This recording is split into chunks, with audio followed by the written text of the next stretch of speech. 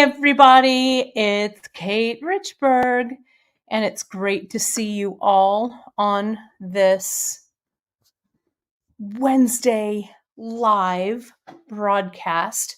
As you can see, my friends, I still am arranging all of my things here at my studio. I'm going to move this a little bit over here to kind of get the light out of the way. There we go. I think that's a little bit better. I'm still working out the details of this. A studio redo is not done in a day, or at least even faster than a couple of weeks. So I'm getting there slowly but surely. But it is great to have all of you all here. Today we're going to work with bugles. And as you can see, I went in and I made a quick little discount today. I wanted to share it with you. Let me go over here to our banners. And you can see it scroll down at the bottom, but I'll put it up here so you can see it. The viewer exclusive coupon today, it's not anywhere else, and it's only for those of you who are watching. You can enter code Bugles20 at checkout, and you'll save 20% on all of our new bugle beads and our 11-aughts, because I'm going to show you a couple of variations on a theme for this pattern, and I'm going to add some 11-aughts as well. This piece really goes in our Tricks to Looming extravaganza that we've got on the website. So I'm going to share some tips and techniques with you about finishing off looming. We're going to look at the project that I have here, look at the new bugle beads, and it's just going to be I think it's going to be a fun broadcast today. It's great to be back live and have all that great bead extravaganza stuff done and dusted, right? It was a really fun weekend. I'm still recovering. I think I have TGBE hangover afterwards. We're really, it was such a great weekend, and thank you all so much for all of you all for your support and everything this past weekend. I see all you all here jumping in. People are saying that they really love that necklace you received from Leslie Janice. And I know that you said you are going to wear it in a couple weeks when you and I go live together. So I'm excited to see that on you. So yes, let's do it. All the bugles you can see here, all the collection, not only our new bugles, but our old bugles. I'm going to show the new ones. We're going to look at like the sizes and stuff. And then I want to show you my project. I'm pretty stoked about it. And then I'm going to show you some variations on that. So we've got so much. Erica, I'm so glad you're here with the live. And my friend, I hope that your chemo is tolerable and effective. Those are my wishes for you. Thank you. The Great Bead Extravaganza was fabulous. Mark your calendars for July. Let me tell you exactly when the dates are. Bear with me here. Oh, Leslie, I'm sorry to hear that your husband is under the weather with shingles. I had shingles a couple of years ago. Actually, it was pre-pandemic. And I had it over our, when we had our bead retreat. So the one before the pandemic, might have been 2019. I came down with shingles like the day before. Thankfully, I got on meds really fast. So I got an antiviral, and so it was pretty light. So I kept it under wraps, and only afterwards did I tell everyone. I think, Janice, you weren't at that one. You had to stay home.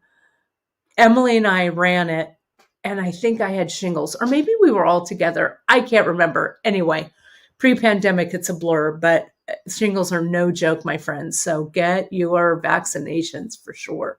TGBE summer, the summer market is preview night Friday the 19th, Saturday the 20th, and Sunday the 21st. Okay, so that's coming up. So mark your calendars. All the 11/aughts as well. So because I'm going to show you, I think that the Bugles and the 11/aughts kind of go hand in hand here. So I want to show you some other things that you can do with this. But let's get to it, shall we? I'm going to put the let me put the banner back up. The discount is Bugles 20. It'll go until midnight tonight. Let me just double check. Yep, it is good to go. So you can't stack coupons, friends, but it's a great discount code to use today and put all of those wonderful new Bugles in your cart. So let me go ahead and get my camera over here. Let me do this. Let's see. Let me add that to the stage right there, and let me highlight it. Okay, you can see the mess that I have on my table, but let's make some sense of it. You can see, first, I'm actually going to put this one aside for just a second. Let me give you a quick peek at my loomed piece there. I think you're going to love it. But let's take a look at some of the new ones. I've got more new ones on my board. You know, Janice loves bugle beads, and you know, I like them too, to be completely honest. I like the bugle beads. I like working with them. And I always don't, what do I want to say? I always don't have them in my orbit, I guess, right? So we added some bugles. And I said to myself, you know what? I really have to make something with them. If you remember, I made that Lalique bracelet a while back. And it was a really fun one to play around with. I had a lot of fun with it. Oh, hang on. Let me see if I can bear with me here. I want to zoom out. There we go. The Lalique was, I don't know, it was a while back, a few years ago, definitely pre-pandemic. And we don't have that closure any longer. The closure that I used was kind of a fold over. But a lot of you love doing the loomed bracelets, and we just haven't done one in a while. We've got a ton of info over on the Tricks to Looming page, all of those. So hopefully today this will give you some more tips and tricks and techniques to work with bugles and looming. So 2017. Thank you, Mel. Thank goodness for all of you who know, who remember the dates and the years that I do things. Appreciate it.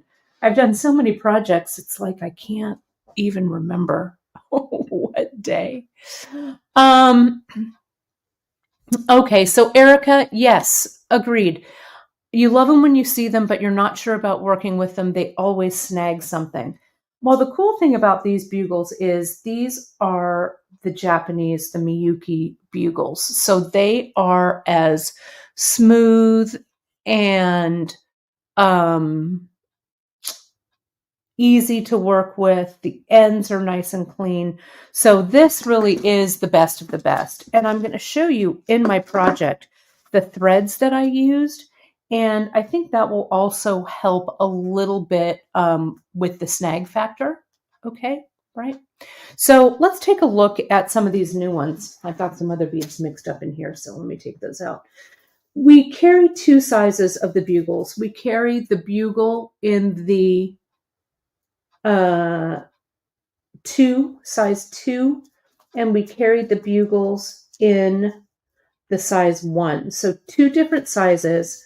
let me show you. I'm going to divide these into groups, and then I'm going to show you the length. Okay.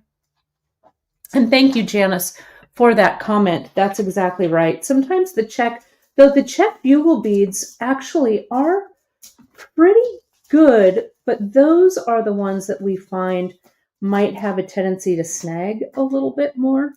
We're going to add some more bugles to our bugle line. I know Emily loves to use them in brick stitch earrings. They look great in brick stitch. My buddy, Donna Chandler, I spoke with Donna yesterday. It was her birthday. Happy birthday once again, Donna. And we were chatting about bugle beads and stuff. And so she actually shared an idea with me that I'm going to play around with.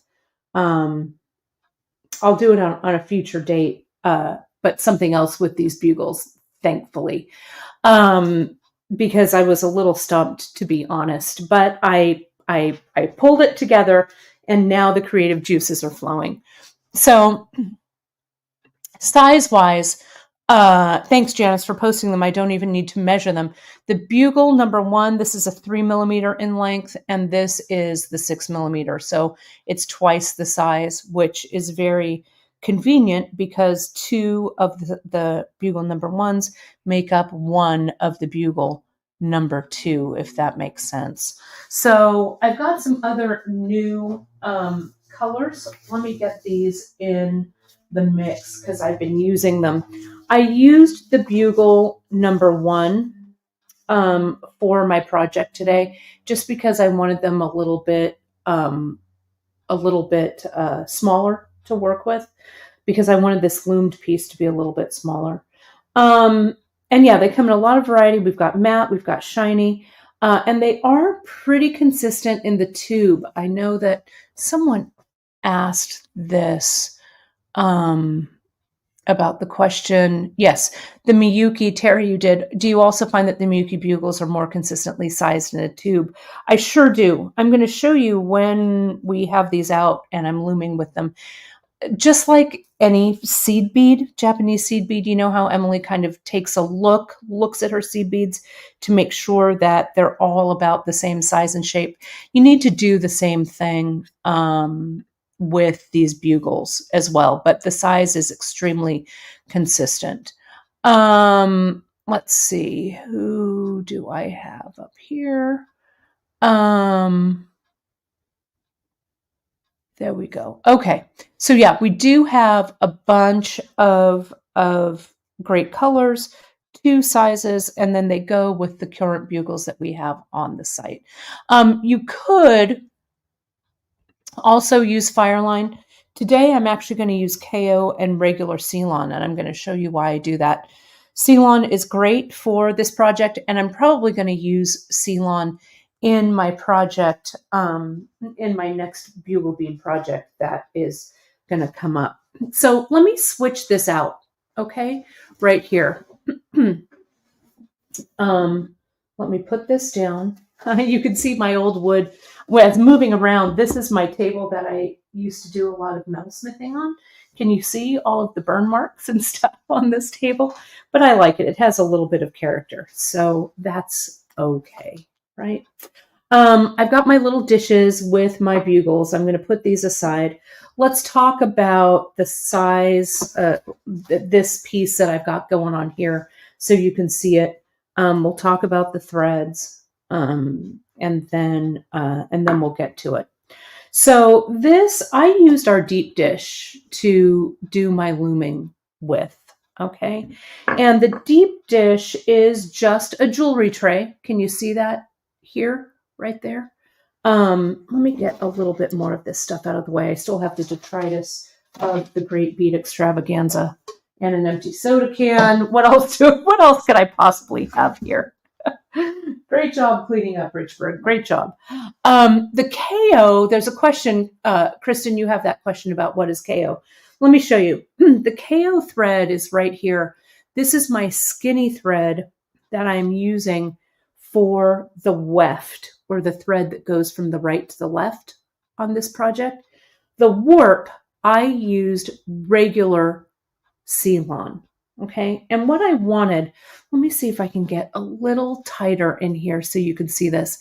I really wanted the warp to show on this. So if you look at the Lalique bracelet that I did a while back, and some of those other like tapestry bracelets and stuff that I've done, I use this C-Lon because I want this warp to be a little thicker. I want this work just to show. I really want like the textile portion of this to show, right? So that's why I use that. And then I wanted the weft, or the threads that go from the right to the left, hence it rhymes with weft. That's how I remember. I wanted it to be skinny thread. So I used this KO in the dark gray, I guess is what I used. But dark gray, light gray, whatever color you have, it'll, and whatever C-Lon you have here, the regular, it'll just blend in along the sides. So use whatever it is you like. Okay, so that's that. So let me zoom out a little bit so you can see this whole thing. And I want to show you kind of how it goes together here, like so. So here's my piece that I've done, and I'm going to warp a piece and show you. I actually think I'm going to switch to my empty tray. Let's talk about how I'm going to warp this tray for the loom, and then we'll get back to this one, okay? Because let's do it in order. Let me clear this tray off of all these bugle beads that I've got here. You can use a regular loom, like just like our Ojibwa loom, or any kind of loom that you have. But when I came back to Beadshop in 2016, many things had evolved, including using so many techniques is what I want to say, including using this loom, or this deep dish tray, as a loom. And I am over the moon about it. I love it. Now, I do love the regular Ojibwa loom that I've used many times. You can see here I've got this loomed piece on here, right? I love it. I love it for bigger things. It just has a great feel. I love using a loom. But for this one, for these bracelets, I really feel like this is the right thing. You could, Maggie, definitely use the jewel loom by our buddy Juliana. She has all kinds of great looms over on her jewel loom site. We carry the regular jewel loom, so that will work as well. So if you already have a loom, by all means, try it out with this. I think you'll be happy with the results. But I used this deep dish, and if you haven't used it before, this might be the way to do it. Okay. Let's see. So that's here. Oh, thank you, Donna. Donna and I chatted a little bit about my bracelet yesterday when we were chatting. I think I pulled it together, thankfully, and I told everyone that you gave me a great idea for these bugles that's gonna be coming up. So let me put myself on the screen as well, and I'm going to show you, because I want you to see this kind of both at the same time while I'm doing this. Here's my regular deep dish that has the velvet pad in it. Okay, so I'm going to take my regular C-Lon that's like this, and I'm going to wrap it. So what I did for this, let's count. I've done 1, 2, 3, 4, 5, 6 warps. Can you see that? And I have 5 rows of beads. Okay, I am going to do my 5 rows, 6 warps, but I want 2 more rows because I wanted the sample that I do with you. I'm going to show you adding the 11-aught into this. So if this is 6, 1, 2, 3, 4, 5, 6, I need a 7th and an 8th row. So I'm going to need 9 warps. You always need 1 more warp than the number of chambers or the number of rows of beads that you have. So I'm going to wrap this around the C-Lon around 9 times. Now you can wrap it the long way. I did it here on the short way because I knew I was just doing a bracelet. I'm going to show you also, this is really easy to kind of move around to access some more real estate up here. But if you're going to do like a hat band or something like that, you might want to go the long way like this. Okay. So here's this, my regular C-Lon. You could also use fine, which I've used, but I kind of like this regular, especially for a bracelet. It's going to really stand up to what I want it to do. So I'm going to have my end, and I'm going to kind of hold it on the back of my board, kind of like this, right? I want kind of a nice long tail here. And now I'm just going to wrap, and I don't need to have it, I don't need to have it perfectly lined up. Okay, I'm just going to wrap it 9 times. So let me do that. That's 2, 3, 4, 5, 6, 7. Can you see how I'm keeping the tension pretty tight? 8. Let me count. 1, 2, 3, 4, 5, 6, 7, 8, and around once more 9.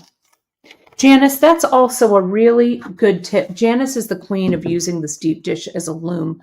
That's really a great tip. If we want to do more than one bracelet, wrap it around long ways and move the empty threads to the front. You just can't cut the first bracelet off until you're done with the second. I'm going to show you how to move this around too, but Janice, that's an excellent suggestion as well. So let me show you. I'm going to put this down in front of the camera.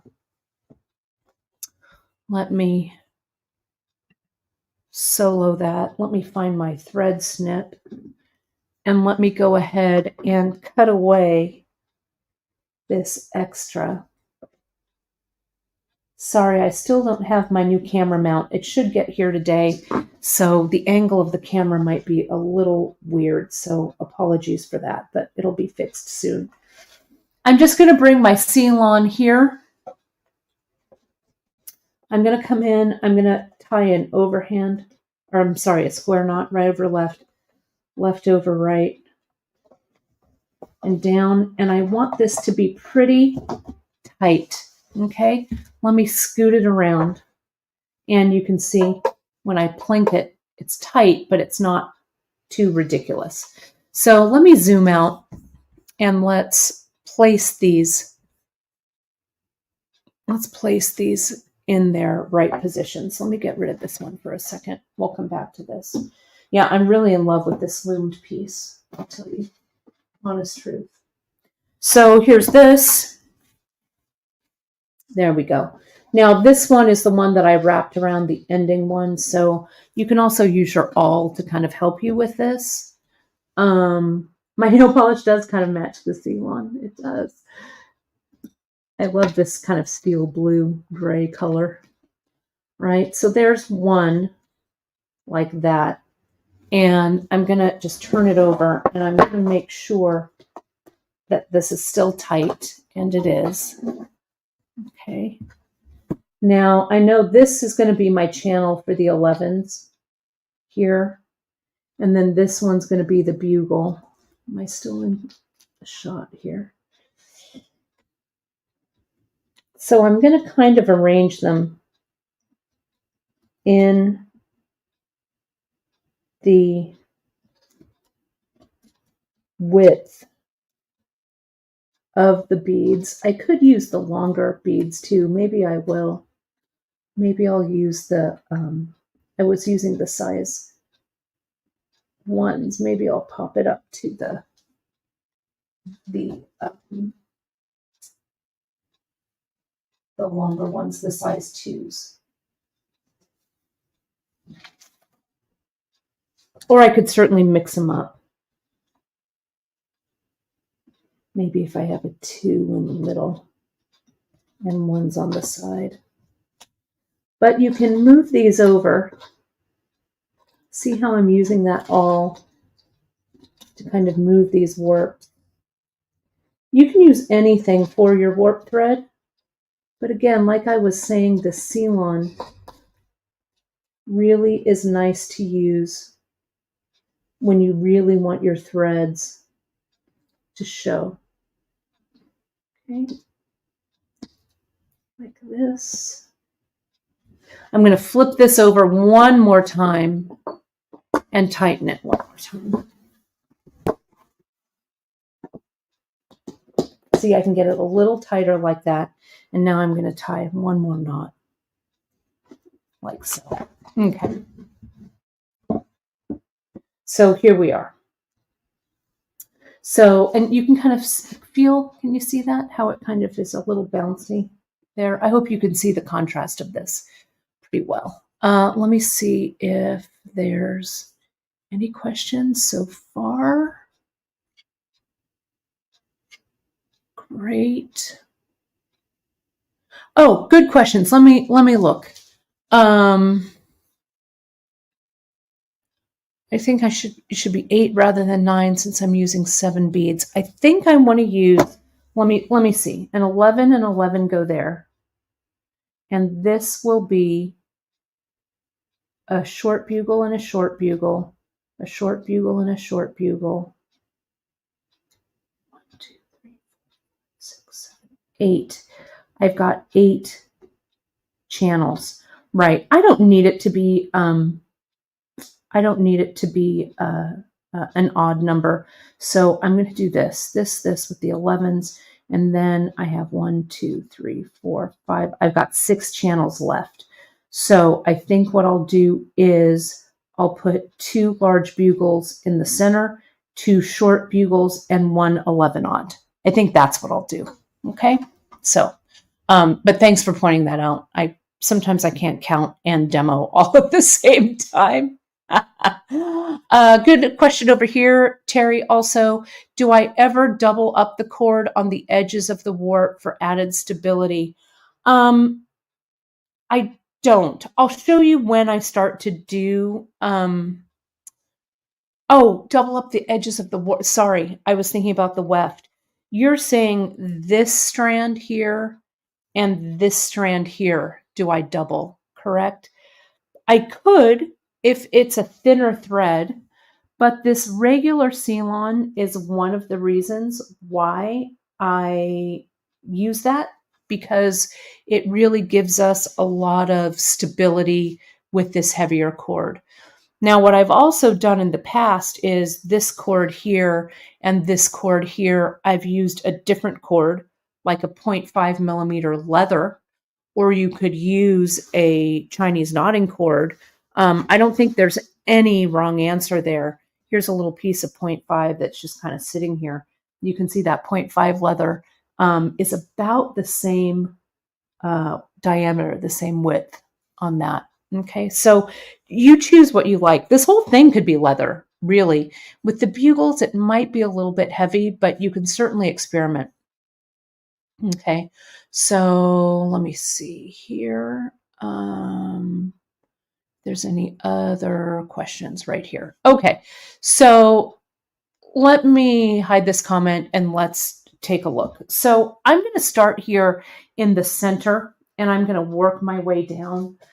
On this piece here, I didn't do that, but that's one of the things that I learned from Janice as well, is that if you're not really sure what you're going to do here with this piece, start in the middle, and then you can work up and you can work down, especially if your bracelet has something to say in the center, right?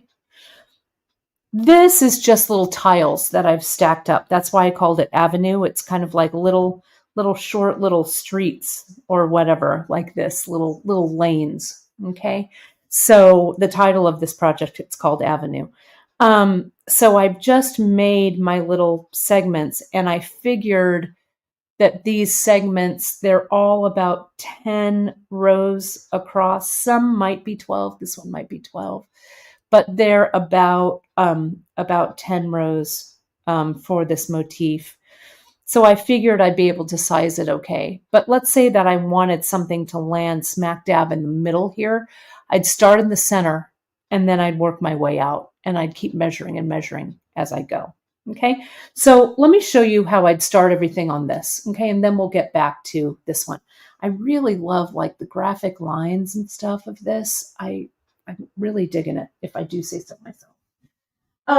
So let me get some 11-aughts. I haven't done anything with 11s with this yet. So, and in the Lalique bracelet that I did,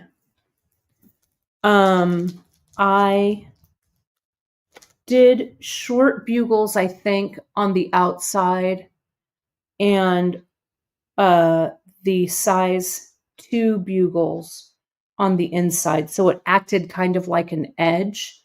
So I'm going to use this 11-aught. This is the 11-131. You can use anything. I really want you to choose your own adventure on this bracelet, 100%. So you can kind of play along, you know, figure out what it is that you like. Since that one's a matte, I'm going to get a shiny. This is our Bugle 1 453. I'm just going to line these up and see how they look. Okay. Yeah, it's meant to be a little Art Deco. Yes, thank you picking up on that, Leslie, for sure. Lenny, I think that just one tube will be plenty. What I did here, you can see I've used a whole bunch, and you can see all these beads here. I still have, like, the tubes are still really full, and I still have things in dishes. So 1 tube of each color, especially if you're mixing colors, should be plenty. See, there's that white that I used. Here's that rose. Let me get those out. Here's that shiny AB. There's the matte. I think it's the black, matte black AB. I think that's what this is. I think that's everything. Oh, and this one, the hematite, I used too. And that, and I'll get to those in a second, but let me put those over so you know. So there's that green one. The green, I think I'm going to do the big ones in the middle. So I'll take, and I'm going to do 2 rows of each. So there's that one. I just need a short one. And maybe I will use, how about that gold? That really looks Art Deco, right? And Janice is saying here, Janice is saying here, the recipe calls for 1 tube of several colors. I'd say the bracelet uses 5 grams of each color. And Janice, these come in 5-gram tubes. Am I correct? I'll just let you confirm that for me. Okay. So, hey, AR, you sure can. This will, of course, like all of our live broadcasts, they're archived on our YouTube channel as well as on our website. And after the broadcast is over, Ellen comes in, timestamps everything, so you can go directly to the part in the video that you want to go to, right? You won't have to watch everything. Oh, and thanks, JP. Janet's confirmed they're actually in 10-gram tubes, so you'll have plenty to work with. Okay. Okay. So let me get my KO. Where did the KO go? Here it is. And I'm going to use size 12 beading needles. Where did my beading needles go? They were sitting here. Here's one. This is the size 12 right here. Okay. And I'm not waxing my thread today. Okay. Oh, Janice made a clarification. They're actually 8.2 to 8.5 gram tubes. The idea is, though, you're going to have plenty in here. Like, even for this, if I'm just using these 3 beads, this will be plenty enough to make a bracelet with these. Okay. So I'm not going to wax my thread today because the holes in these bugles, they're not tiny, but they're not big. And I don't want any extra, I don't want anything that's going to take up any extra space in the bead. Does that make sense? Right? So I'm not going to wax. You can if you want, but I'm not going to wax it today. I'm going to needle the thread. Here, do I have my teaching voice? I've got my teaching voice on, right? My hello, I'm demonstrating voice, right? So this, I've threaded my needle with the dark gray KO. And I know you're asking me, Kate, how much are you using? This is probably about a wingspan. So from the tip of my nose to the tip of my finger with my left hand stretched out. And I'm going to show you how to move thread, or how to add thread rather, so you won't stress on making your piece of thread a little bit shorter. Adding thread in a loomed project could not get easier. Okay. Let me get a little dish here. So we're going to use these 3 colors. Let me open this up. And let me do this. Okay. Let me open this up. Sorry, let me get my hands out the thing because that's kind of way too close. So here's my 11s. I guess I don't need a dish. I'm just going to make a little pile. And I'm going to put these in order. You know, when we did that fountain earring, when we played with those discs from Danielle Wicks, which are back in stock, BT Dub, she put hers, and Emily does this too. I guess I don't always do this. I don't know why. It was such a revelation to me. But she puts how she's going to use them. She puts them in order. Whoops, these are the short ones. I want the long ones. I don't want the size 1s. I want the size 2s. Let me see if we have that in this color. Yeah, we do, right here. I want the longer ones. Here they are. Okay. So these are my colors. And this is going to be my, let me just count it up and see where we're going to put, how we're going to put them. And I can also put them on my needle too. Doubled, these would be 2, 4, I do 6 beads. I think I've got 8 channels. So I think what I'm going to do is I am going to put 2 rows of the, or 4 rows, I guess is what I'm trying to say. So 2, 4, 5, 6, 7, 8, 4 rows of that. All right, let's just see how it looks. All right, let's stop talking and start doing. So the first one that you do is we're going to pick these up in order. So there's an 11, 1 short bugle, 1, 2, 3, 4, and then 1 of the gold and 1 of the 11-aught. So let's take a look at this and see if we like it. Now, this gives me a nice solid band of color here in the center. It's also going to give me a nice wide cuff if I like that kind of a look. If I had an odd number, and I could just leave this out and just loom these. I could run something down the center here of this one, you know, that's a different color. Maybe what I'll do, if I pull it in, maybe I want to break this up. Maybe I'll put the 11/0 and 11/0. And this is just a tester, so we'll see. I'm going to get rid of those because I kind of like making these a little skinnier so I can use them in my bracelet stacks like this, right? So this. There we go. This is a little less wide. I think I like it. Okay, so I'm going to slide this underneath. This first one, like anything, is always kind of a pain. So I'm going to slide this up. I'm going to leave a pretty good tail down here because I'm going to come in and weave that tail in later.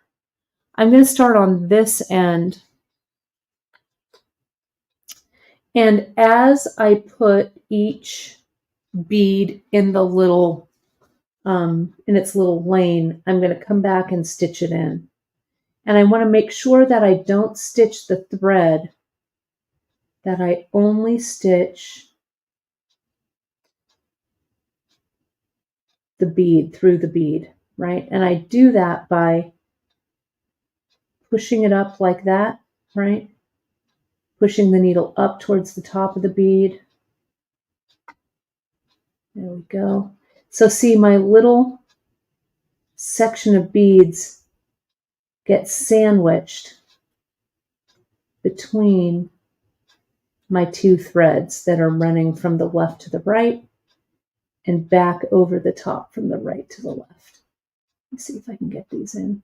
Now the beading needle is what I like to use for this because it's longer. A sharps is too small, and we carry the sharps in a size 10, so the needle would be too big. Okay. Take a look. Oh, good, AR. I'm so glad you like it. Enjoy your paintings, but I'm so glad you like this. Let me go ahead and zoom in a little bit so you can see this before I pull it through. Can you see that there? Like so. Okay.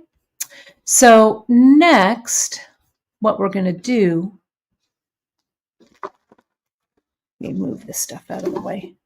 I'm going to pull my thread through. Let me zoom back just a little bit. It's a little close, as Emily likes to say, that's a little close talking. There we go. That's a little bit better. And I like the breaking up of the beads here. Okay. And yeah, you know, Emma, once you have your pattern established, it's pretty simple. So, but yeah, go with simple, go with whatever pattern speaks to you, right? So just to reiterate, an 11, a bugle size 1, a bugle size 2, an 11 and 11, bugle size 3, bugle size 1, and an 11. Let me make sure you can see I've caught all of this, the warp threads in between my weft threads, one going under, one going over. And now I'm going to slide this through. Now, this is where you pull everything in tight so that the warps kind of distribute themselves correctly. Okay, and this one goes underneath there, like that. Okay, so can you see how we've tightened it up?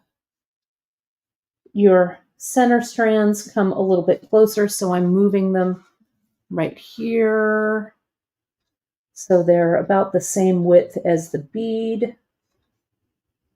That's about right there. That's about right. And this is about right there. Okay, like that. All right. So now, if you want, you can tie a little knot on the end here just to hold it, but I don't do that. What I do is I come in,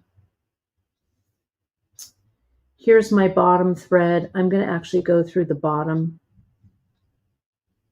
like this, and I'm going to swing this needle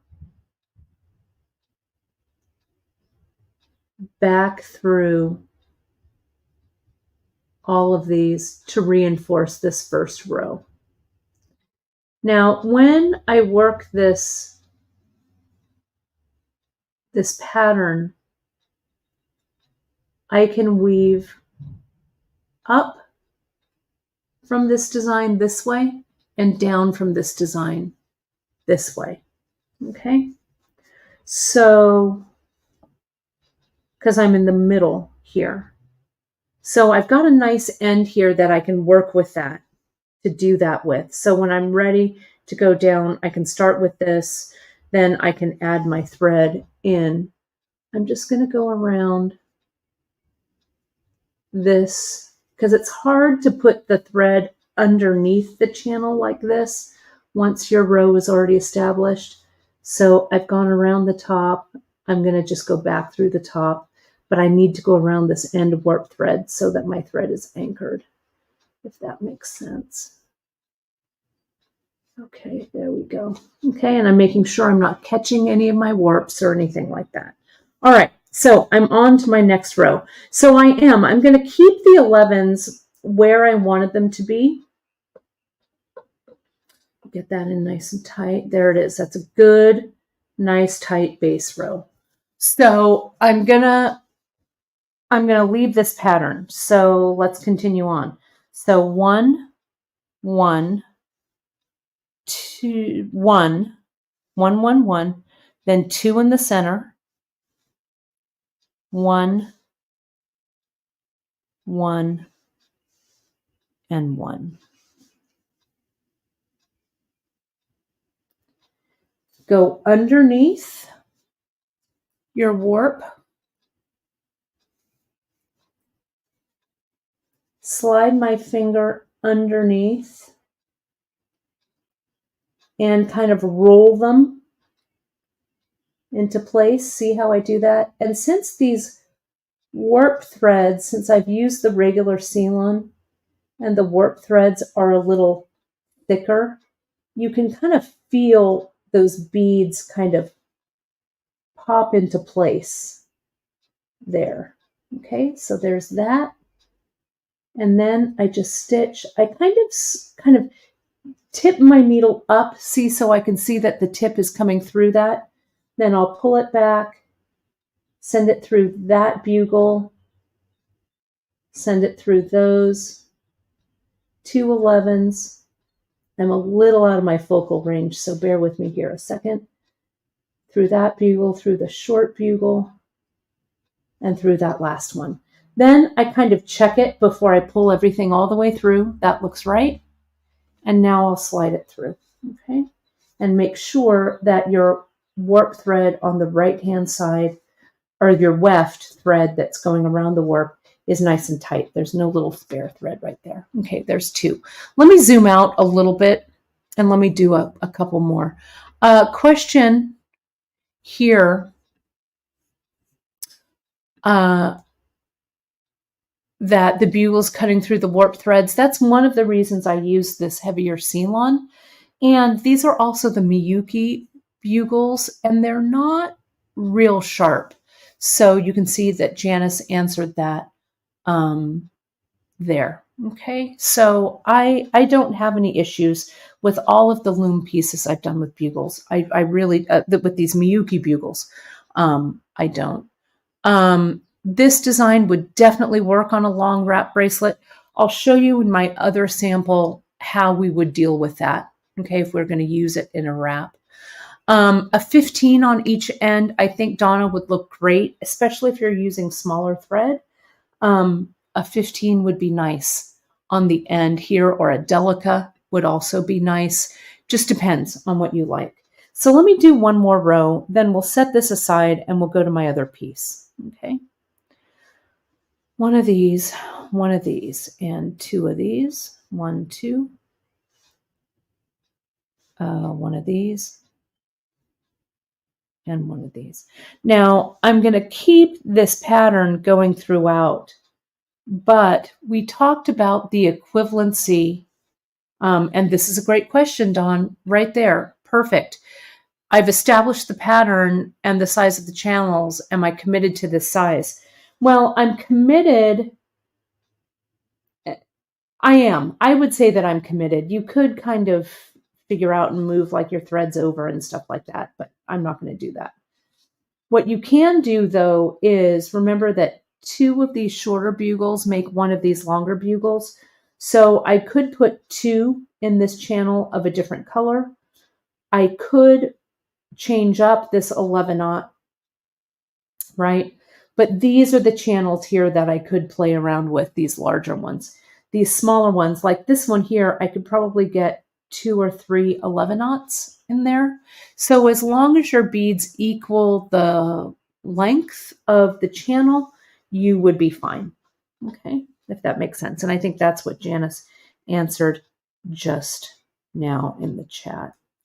So I kind of come here on this side, on the side where I'm going to start threading my weft thread back through. And I just start pushing the beads up through those channels. There's that one. There's this one. Slide this one in. Slide that one in.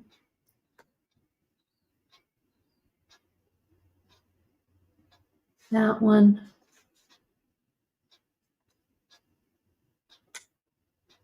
Did you hear that little click? The bead just clicked right into place there.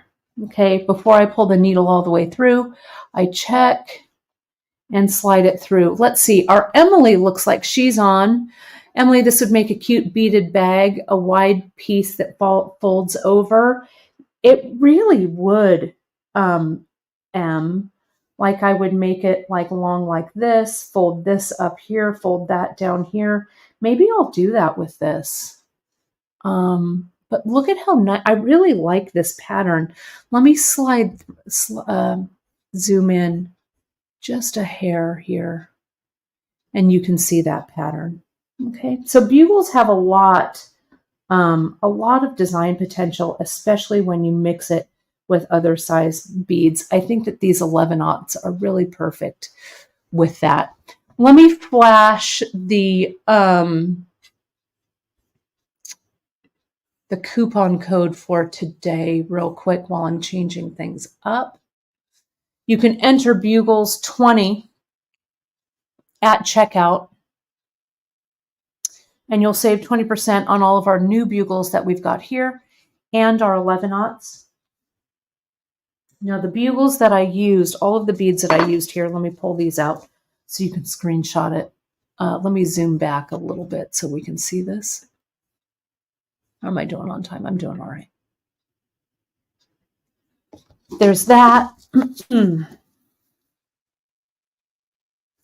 There's this one, and there's this one. That's what I used. And I used, I don't know, maybe the steel, one of the blues in the regular C-Lon, but you choose whatever you like. Okay, so let me get this out of the way, and let's put this other one in. Okay, because I can't put it off any longer. I have to finish this off. All right. So let's measure this. Let me zoom out. Straighten this up. So here is the piece. Yeah, maybe I'll leave the beaded bag to you. I'll just finish that one up. Beaded bags are so in your. I'll see how I'm feeling. But we should definitely do a little bag, right? I think it would be good. Okay, so here's this. All right. I used, and this is on the list. I need to add some to my product list. These were all in it. Let me turn these so you can screenshot them. On the Avenue project, because this was a little fluid, what I was using. These were all the matte ones here. And then this was the hematite and the black AB all in size 1. That's the 455. This is the 451, 401 FR, 2034, 2005 FR, and this is that beautiful ivory, the 2021. Okay. So let me move these aside so you can kind of see it, and I'll measure it. My wrist is 6.5 inches, and I'm going to do some edging and stuff on this. So you can see here, I've done all the just bugles on this, and I love the way it looks, right? I'm glad you folks like it. I called it Avenue. It's like just little grids, like little grids on a map, or if like you're looking down from a plane or something. That's kind of what I was thinking. So this is like 5 inches or so here. I'm going to make one final grid, and then we're going to finish it off. Okay. So let me just get a pattern in my head. Maybe I'll finish it like I started it with this, but I don't know. I kind of want them all to be different. Maybe I haven't used this blue. I've used it here and here, so maybe I'll finish up with it. I've got 1, 2, 3, 4, 5 across. So maybe I will do one of these. Maybe I'll do a chunk of it like this. Maybe I'll do this, the white. I don't know. I really just made these up on the fly. I tried not to belabor it too much when I was doing it, and just let it kind of do its thing. And I'm kind of happy. There we go. That's what I'll use there. Okay. So I'm going to go underneath here. Get my finger underneath there. Slide them in. And this needs to be, each of these little sections are about 10 to 12 rows. So you can certainly change this up when you get to like the 5th or 6th row. So there's that one. And then I just let it evolve. I see how it looks. And if I like the way that this little square looks, I let it go. If I don't like it, I change it up, right? It's only a few rows, so I kind of like the way that they all line up and look together. I was going to do all the same pattern throughout, but I got bored really fast with this. Let me get a little tighter in here. It does look like quilt blocks, Ma. It's very quilty, right? It is very quilty, actually. This would make a nice little thimble holder too, a little thimble pouch. It sure would. There it is. And like this last one, make sure that they're all sitting in there nicely. The color bands, I like this color banding of this a lot. So there's this one. I'll bring these over here. This one, you can see my beads are not very laid out, and they're all kind of all over the place, but hopefully I won't make a mistake. But if I do, I do. I'm not going to worry about it too much. So here's 3 rows. Push it under with that index finger, roll them into place, and close it up. And see how I'm just weaving it back through, tipping that needle up so it makes the jump over the C-Lon, and then goes through the whole of the bugle bead. Again, size 12 seed bead needle. Light blue, black AB, ivory, and then reverse it.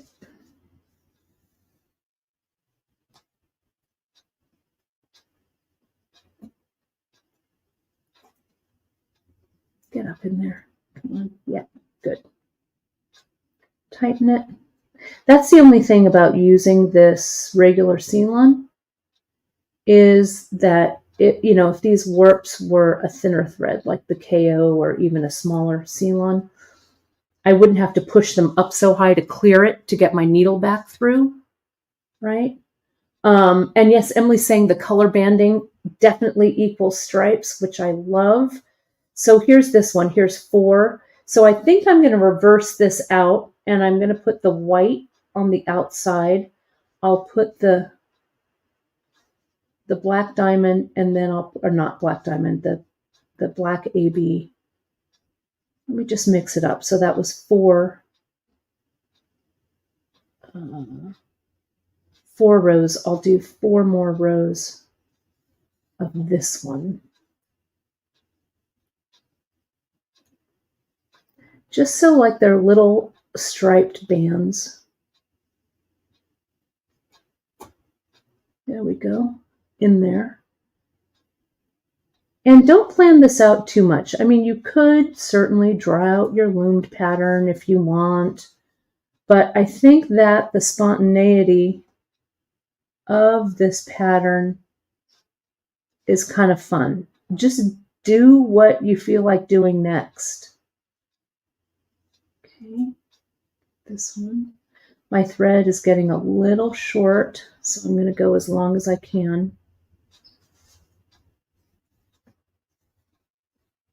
Get those in there.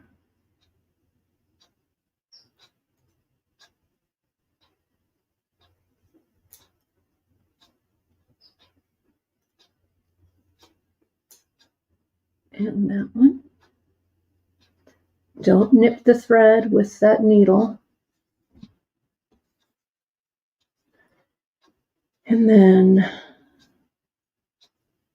that one, this blue, this one, and this one. I'm going to go ahead because my thread is short and it's just too short. I'm going to have to add some thread even though I'm almost done with this. And I want to show you how I do that anyway. Okay, so let's make this our last row over, and I'll show you how I add thread. Okay, so here's this. All right.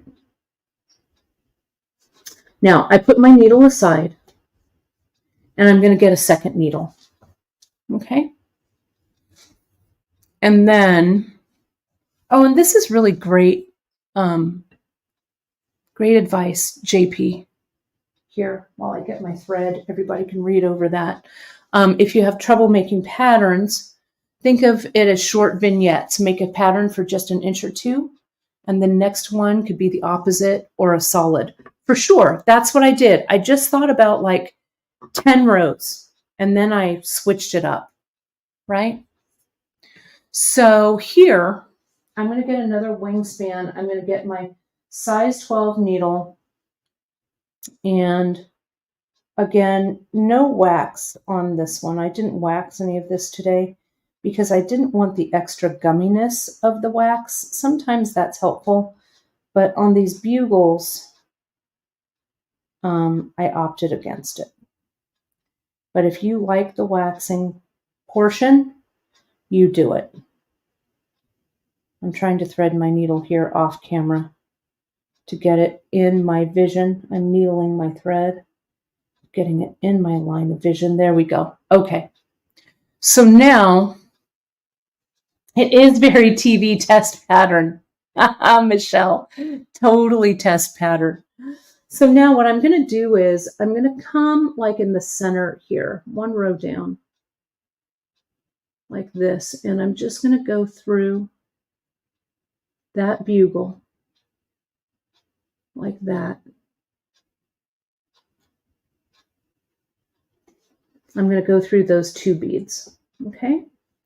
And I'm going to go kind of close with my thread. I put in way long with the thread.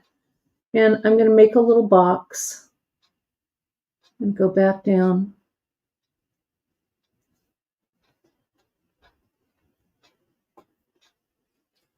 like that. Now I'm going to go all the way through this row like this.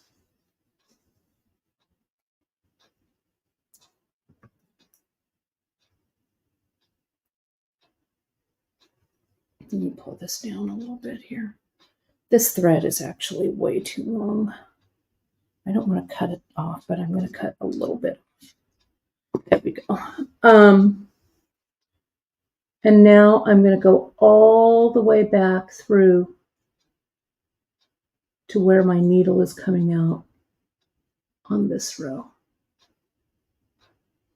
Okay. There we go. All right. Just like that. Now I'm going to put this one aside. I'm picking up my old needle, trying not to have it unthread. I'm going to come in, I'm going to clip the tail of that new thread off. And on this side, I'm going to weave it back like that.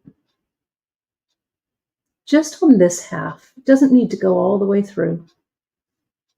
Back like that.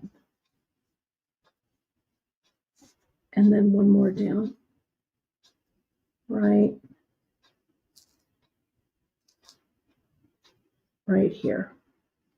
If it wants to come out that bead hole, that's fine with me. There we go. Needle came off, which is fine because I'm going to clip this away. Okay, now I've got my new thread. All right, everybody take a nice breath. You could definitely do this as a QR code. I thought about doing a beaded QR code. 100% I did. That was really fun. Yeah. Okay, let me do this last one. Let me zoom in a little bit tighter. Let me put the code, the Bugles code up while I do this last one. Let me see if I can zoom in just a little bit for you here. There we go. Can I get this a little further up? Bear with me here just a second while I get that in there. There we go. Okay. So I need one more row like that. So this is so much better. It's like I can breathe now that I have enough thread.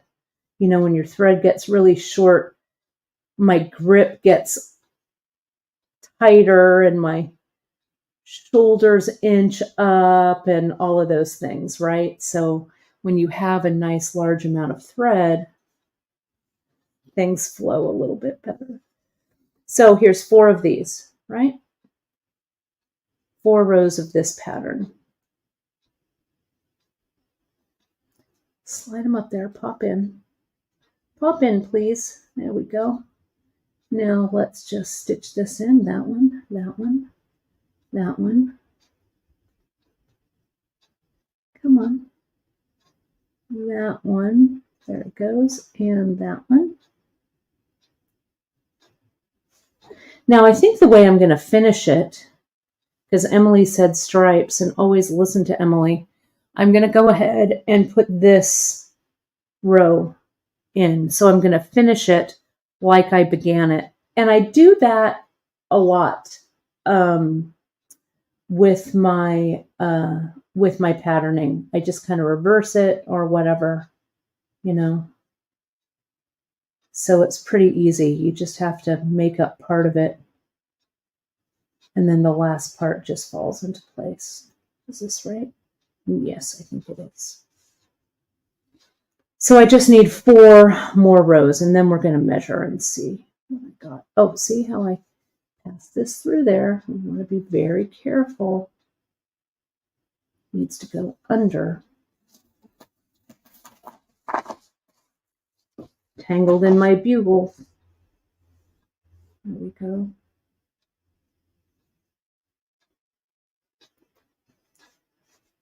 Now, if I needed more room here, if I were coming up on the edge of this deep dish tray, I'll have enough room here, I think. But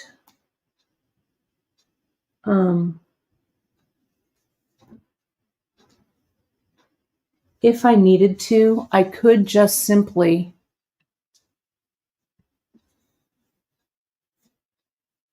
pull this around a little bit so that the threads, there it goes. See how the threads, it kind of circulate, you know, it kind of makes a circle and comes down around the box, the edge of the tray. One of those. On the home stretch, it always seems like this is going to take the longest. But just hang in there with me. We've got to figure out how to close this. And I think I have an idea, but we'll see what happens. How am I doing on time? We're going to go over just a bit, but I want to show you how to close it. So that's what we're going to do.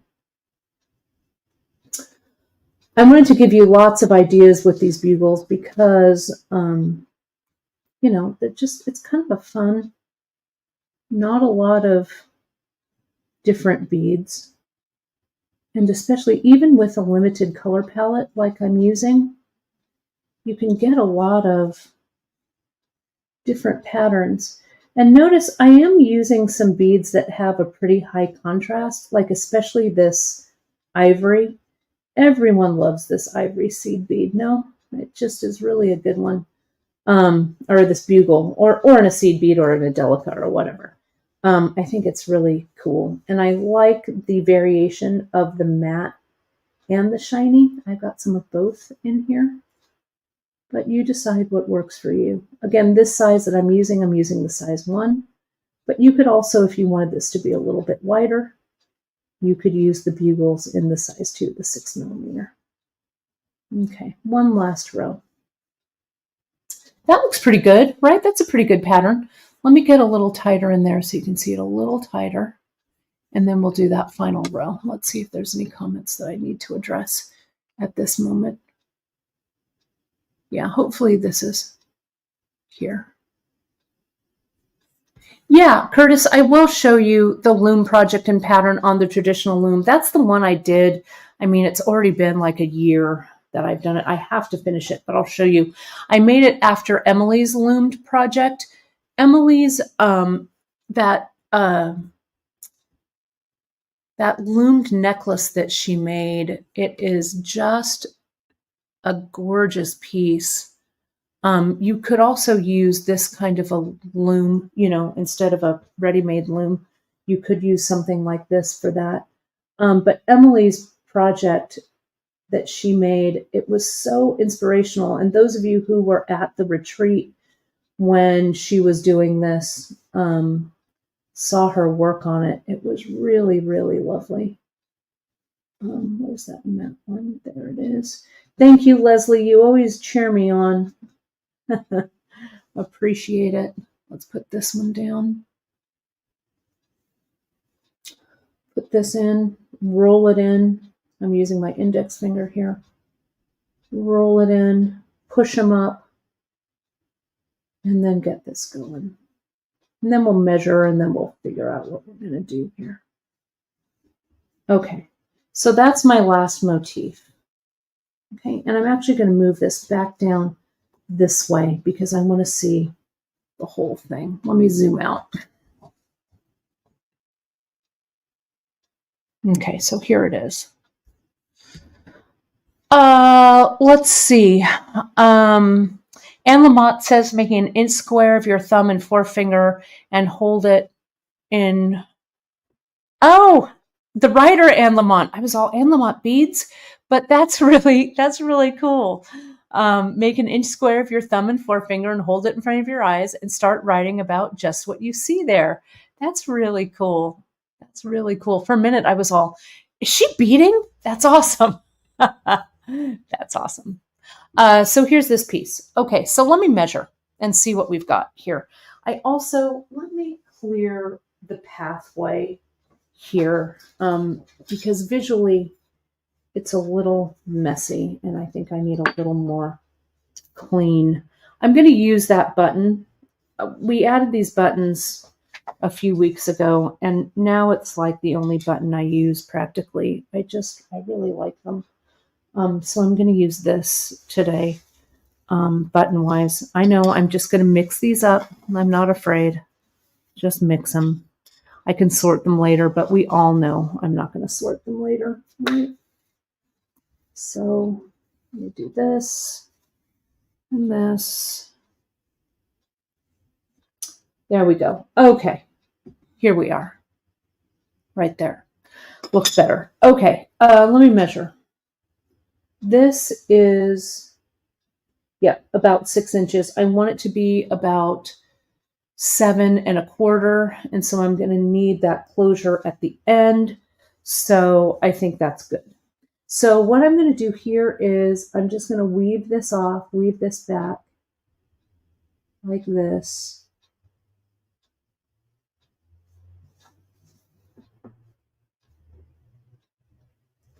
Weave it back.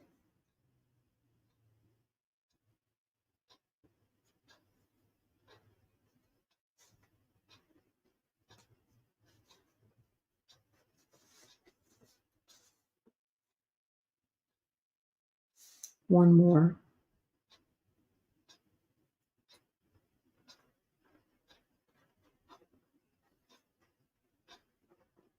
Weave it back. Come on, give me 2 beads. Just 2. I just need 2. There we go. Like that. I'll clip it. Let me get down to this end. The needles come off long ago, so let me string this in.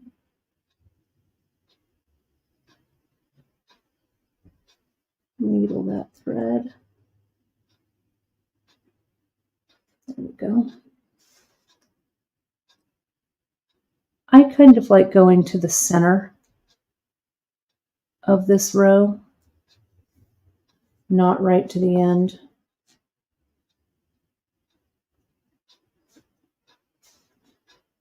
I'll go up a row, over 2, like that.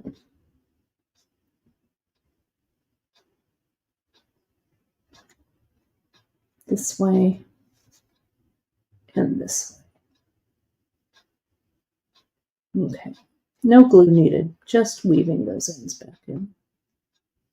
Come on, come out. There we are. Okay, now I'll cut this away.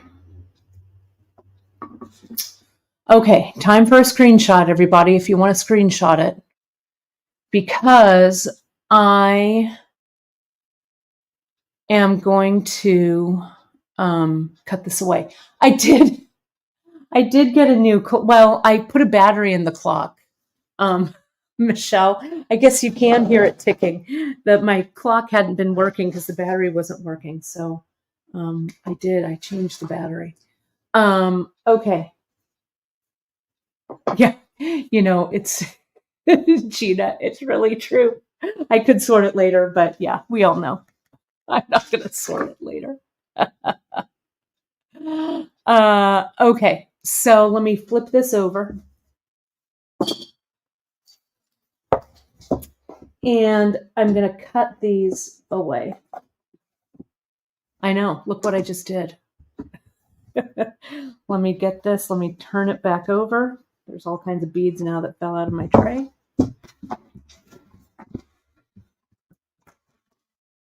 And let's see what we have. Okay, there it is. All right. So now we need to figure out how the heck we're going to finish this off. Okay.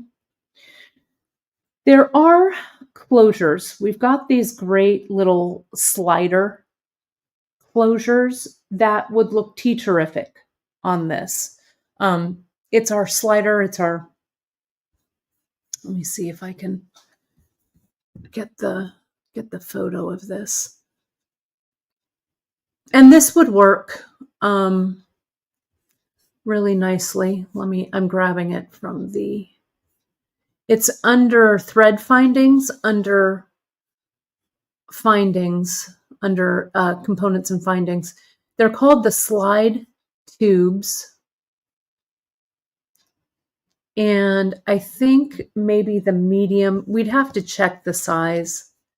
I would get the slide tubes. Let me put it up. I just screenshot it. I would obviously, if you're going to use the slide tube, I'd get the slide tube before you measure it. You can get the measurements. I'm sure we've got it on the product copy. And make sure that the width of your piece is the same width as that slide tube. Here's a slide tube. Can you see it right there?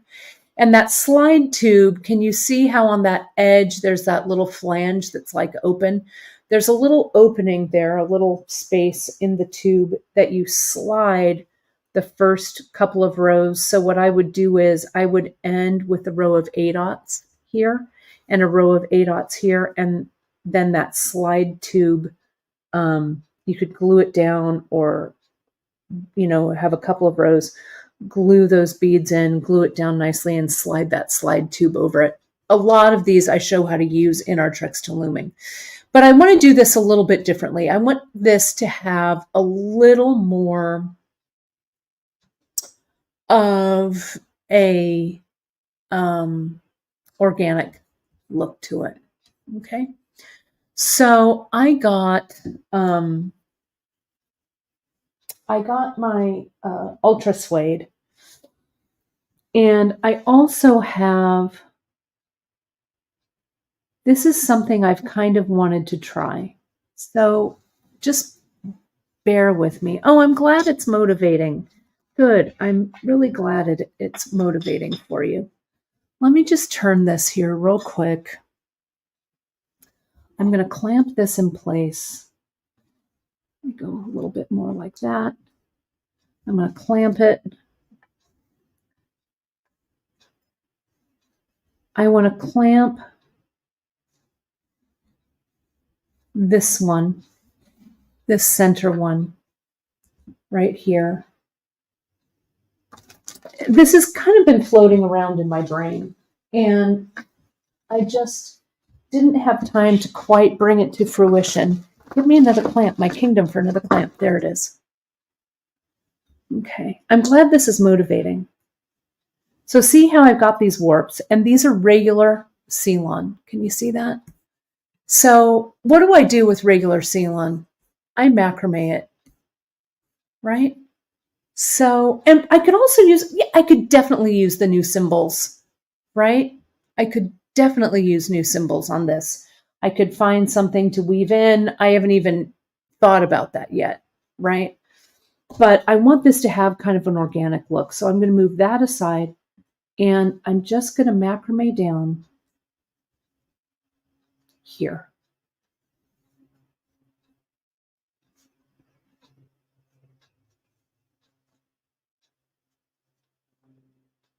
Okay.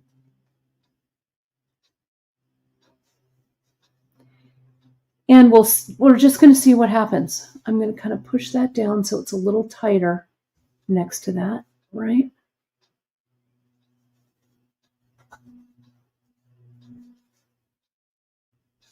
And I'm going to keep going.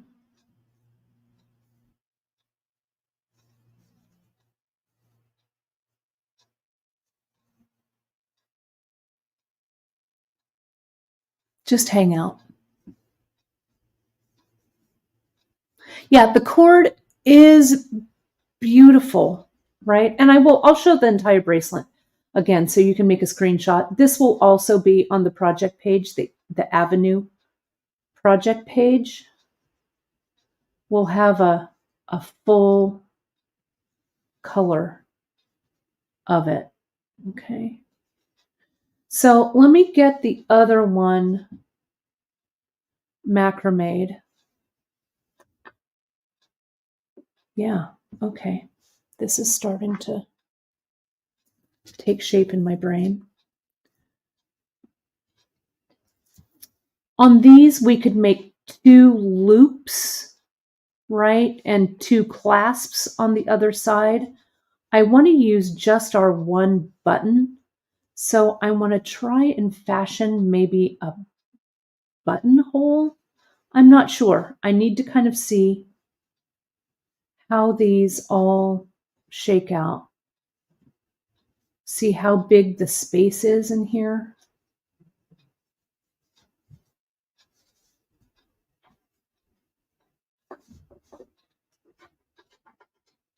Like that. Sounds like something's on my door right there. Let me put this back in the center. You can take that screenshot. Bear with me here just a second. Let me put it. Let me center. Right? I like that end. I like the organic feel of that end. So take that screenshot there.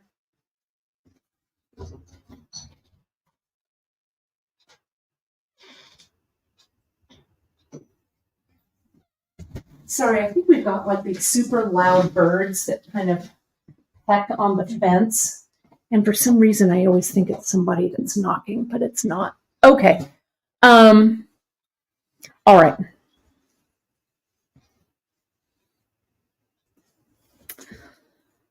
Let me get that back in. Let me get this back in. And let me make this the same length as the other one.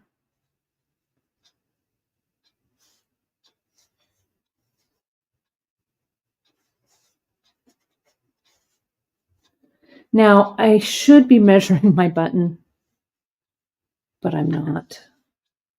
I'm just going with my gut on this. So just bear with me. Are you as intrigued as I am as how this is going to finish? Yeah, me too. But I think my brain is 2 steps ahead of my hands. I'm hopeful. So let's make this even. Like that. Okay. Now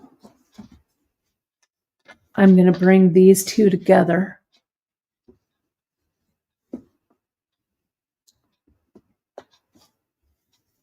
And I'm going to bring these down too. Like that. I have another idea. So see what this looks like. Now I'm going to bring these together.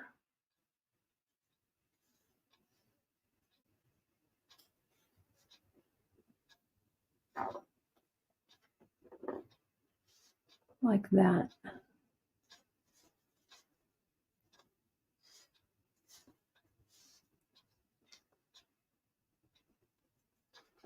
We shall see. We shall see, Leslie. We shall see what happens.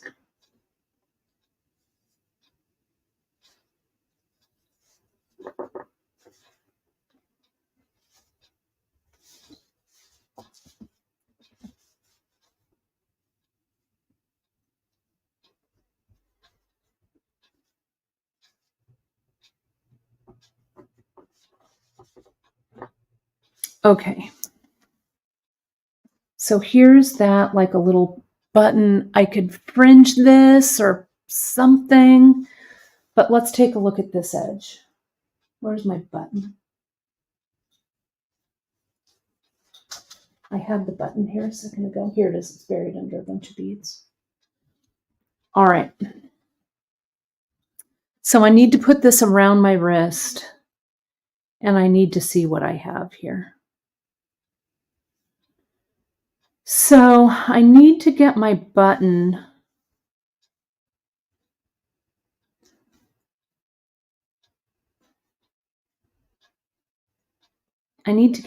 somehow like underneath there.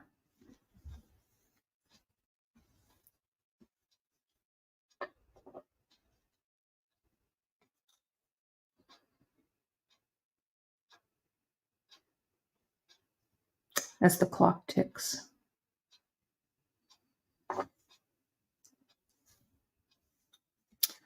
Maybe. I mean, I could put the button on that end. I could also have made this a little bit longer. Let's say that this was a little longer, and I still probably could weave some beads here, right, to make it a little bit longer. I could stitch this button like this.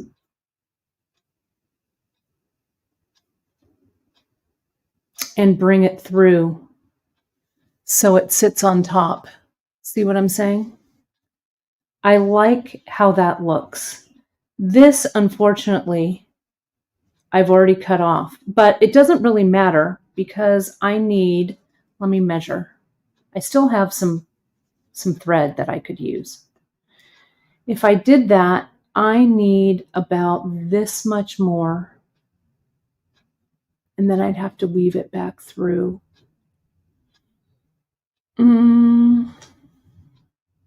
Let me measure. No, Leslie, that's why this pattern is here. It's about 1.5 inches, 1.25 inches. Let's see how connecting this button onto this side actually looks. Because I could make this longer also with the macrame.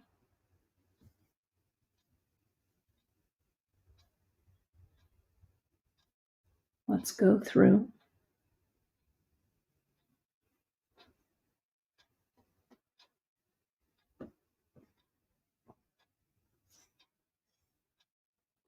Go through.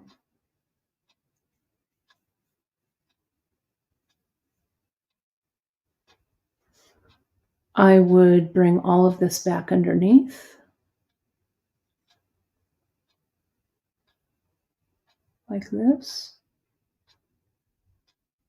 Come on. That one. I could have also gotten rid of some of these threads had I been thinking of it, so I wouldn't be getting so many threads going back through. But you know what I'm doing. Let me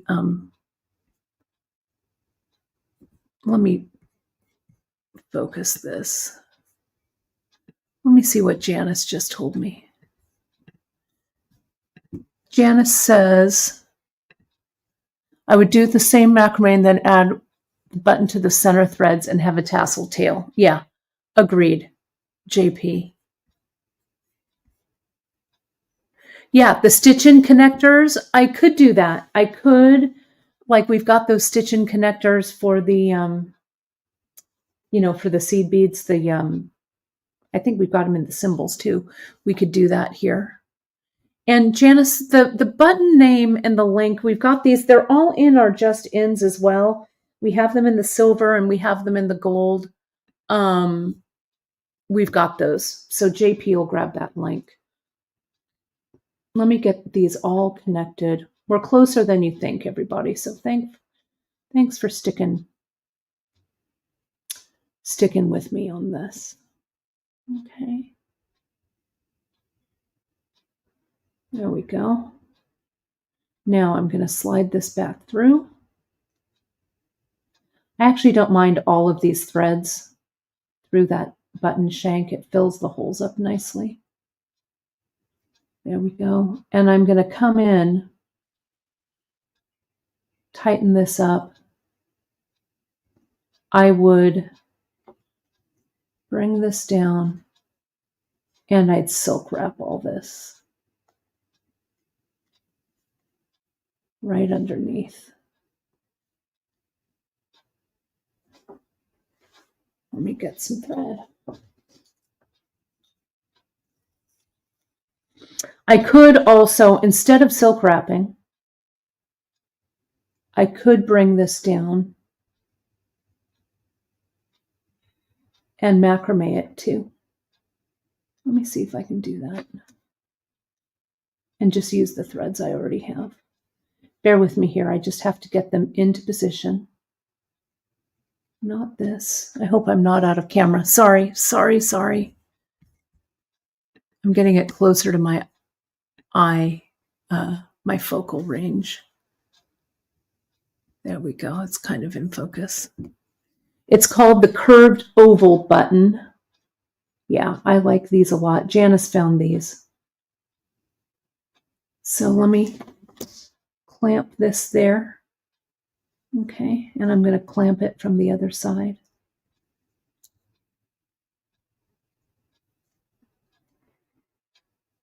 even that button out, and I will come in and I'm going to continue my macrame. Tie a knot there.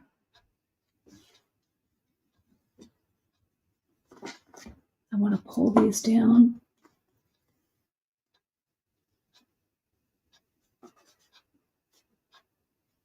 These down. I'm going to have to eventually add some glue. You know what Drea would say? Drea would say, glue this sucker.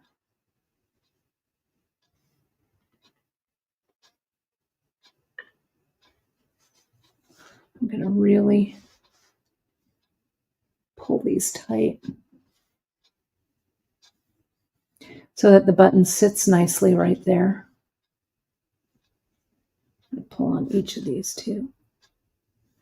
I think if I were doing this again, I would have thinned these 4 strands down underneath here, right? And cut 2 away so I was only working with 2 threads here. Okay, but I'm not, so that's okay. All right, so here that is. Let me back out just a little. Thanks, Em. That a little bit better, you guys?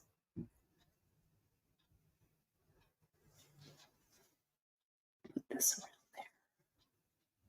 there. Tighten this up over here. And if I were really running out of thread, I could just add a new piece of thread and cover all of this macrame. But I'm going to see if I can do it with this little tiny piece. Also, if you do this on the long way on the, let me get my glue. If you do this on the long way on your board, you're going to have more thread to work with. Again, I wanted this to have a more organic closure. I wanted to have it be a closure with a button.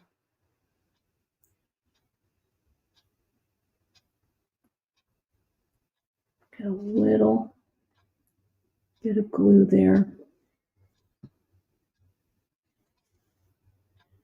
So again, thanks for sticking with me for this. I want to get the button on because the other side will just be the loop portion. I would have stopped here at just when I made the loop, tied a knot, and had a tassel on the end of it. But for this button, we've got to connect it. Get that through. Who knew that this bugle show would be so... I could also, see, I've got some longer strands. Why don't I drop these short strands and use these long ones? Where there's a will, there's a way. Come on underneath there. Okay, there we go. These are better, a little longer.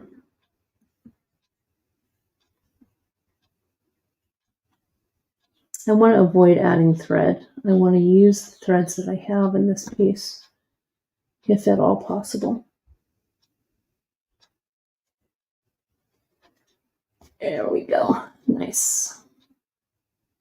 Nice and tight. I need about, I don't know, 4 more. I'm going to add a little more glue here.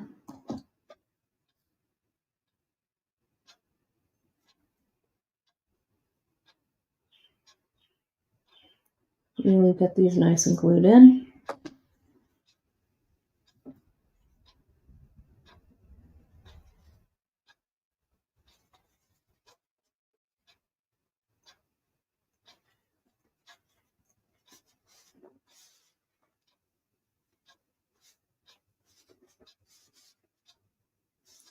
going to do one final. I'm going to put a little glue where the knot is going to be tied. A little glue here. Now, what I'm going to do with these is the end of this macrame, I am probably just going to use the, sorry, I can't get this flipping lid back on my glue. Bear with me here just a second. Come on, go in. There we go.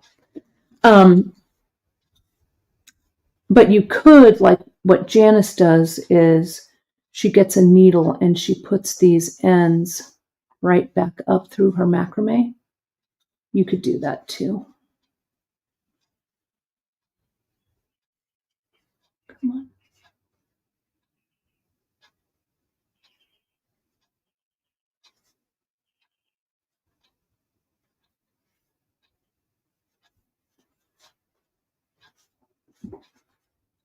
There it goes. Nice. Now, glue. Glue. Glue. Let it sit. Okay. Ooh. Yeah, this is almost a master class, isn't it? I didn't know what I was getting myself into.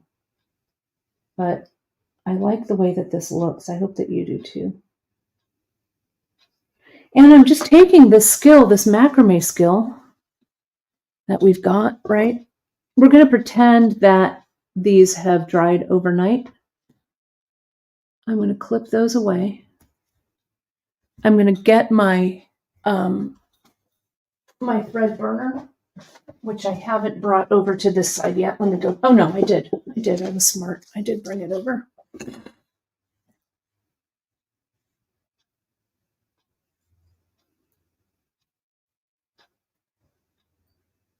Let me thread burn these away. Thread burners are going to be back in soon.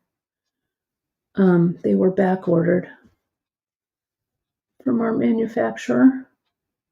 But make sure that you are on our list, our notification list on the product. All right.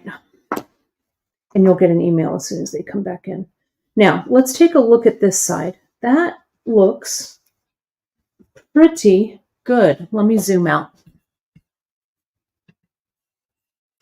Looks pretty good if I do say so myself. So the second side, what we will do is we're going to do the same thing. We're going to macrame. We're essentially going to make this closure, but we're going to just macrame down and have a little bit of a tassel hanging out at this end. Okay. Oh, thank you, JP, to know the thread burners are going to be back in at the end of May. So when this comes around, see, it'll come through and sit just like that. Does that make sense? Okay. Just like that. It's going to come in and close. So this button will have a nice closure. It'll close and it'll have this connection on this side and on this side. Let me get this in there for you so you can see it. Okay. Let me put that coupon code. Oh, good. I am really glad that you folks like it. I'll finish the other side and then we'll get a photo of it and Claire will put it up. I'm really pleased with it. Aren't you? I really am. Let me get that coupon code back up. Oh, good. I'm so glad, Kim Crawford. Yay. Yeah, I'll bring it back on Friday. I will. And I'll tell you a little bit about what's going on Friday, too. Because I've got something special for you. Let me zoom in a little. Zoom out a little. It was an epic episode, wasn't it? Okay, there we go. Okay, great. Oh, I'm so glad. Yay! Whew. I'll tell you what's going on Friday. Janice, this is all. What's happening on Friday? Well, my friends, I'll tell you. Friday, I've got a live sale for you. I have been sitting on some check glass, sitting right over there. I've been sitting on some check glass for you. So I'm going to do a live sale for you on Friday. Really beautiful, kind of interesting, kind of odd colorways. It's very vintage looking stuff. Okay. Really super vintage. So I'm going to finish this up. What I might do, we'll see. Maybe I'll do another like mini live and do the other end. I've got so much to do today, and we've got a marketing meeting and stuff today, but I will, I'll get this going for you.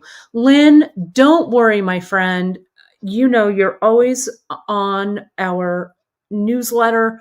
These are things that are going to stay in stock. So please don't worry. You'll be able to grab all of your stuff. I know that Janice is going to have to place some more orders, but you're going to have some fun with the check on Friday. Okay. Here is the other piece. Curtis, you wanted to see the other piece that was on my loom. Let me just show you it here, maybe facing forward for you. Here's this one. I need to finish this one up. I know I've got so many that I have to finish for you. It's just that I go on to my next idea and I always have to move forward and not back. But this is a fun one. And it's just the Ojibwa. If you look back, it wasn't this year after Tucson. I think it was a year ago when we were playing with the loom. And I'm going to split it here and here. I've got the little pattern. I think it fell on the floor, but it's going to be like a little bag.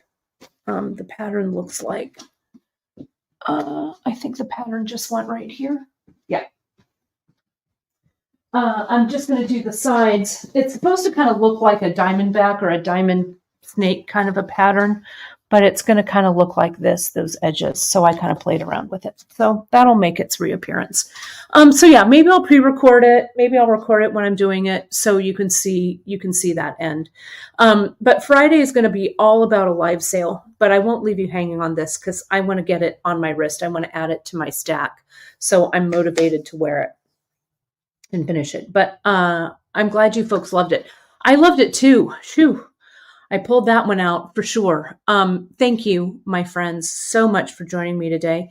There will be more info. Stay tuned to your newsletters, okay? Because we'll have more info on the live sale. What we'll do essentially is I'll go on live with our live sale app.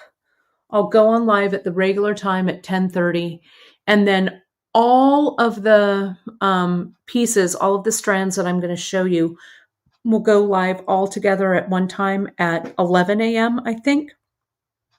And then you'll be able to shop all of the items.